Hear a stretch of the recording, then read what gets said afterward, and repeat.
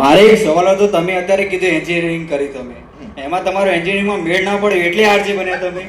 ના એવું નથી. એન્જિનિયરિંગ મારું ચાલતું હતું ત્યારે જ હું આરજે બની ગયો હતો. ઇનફેક્ટ મેં 10th પછી 3 વર્ષ ડિપ્લોમા કર્યું નિરમા યુનિવર્સિટીમાંથી.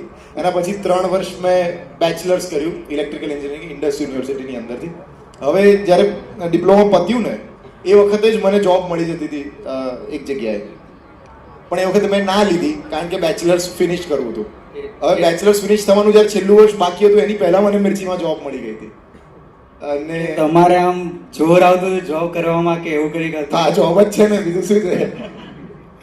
ના પણ મજા, એકચ્યુઅલી આ કામમાં મને મજા આવે છે એટલા માટે હું કરું છું. અને બધા લોકોને એ જ વસ્તુ કહીશ કે તમને જેમાં મજા આવતી એમાં કર્યા કરો. જે 1000 દિવસ થિયરી છે, 1000 ડેઝ, 1000 દિવસ મંડ્યા રહો, જે કામ ગમે એમાં કર્યા કરો તો એમાં મળી જ જશે તમને રિઝલ્ટ. 100% મળશે, ગમે તે કામ હોય. એટલે તમને એવું લાગે કે આ ટીવીની પેનલ બનાવવાની છે અને પેનલનું મેન્યુફેક્ચરિંગ છે અથવા પેનલનું ટ્રેડિંગ છે, તો એ કામમાં પણ તમને કંટાળો આવતો હોય તો 1000 દિવસ કર્યા કરો. અને અત્યારે વાત એવી લાગતી હોય પણ આજથી 5, 7, 10 વર્ષ પછી આઈ એમ શ્યોર કે અહીંયા જે પણ સિનિયર લોકો છે એ લોકોને આ વસ્તુ માનતા જ હશે કે 1000 દિવસ કર્યા કરશો તો તમને 100% રિઝલ્ટ મળશે.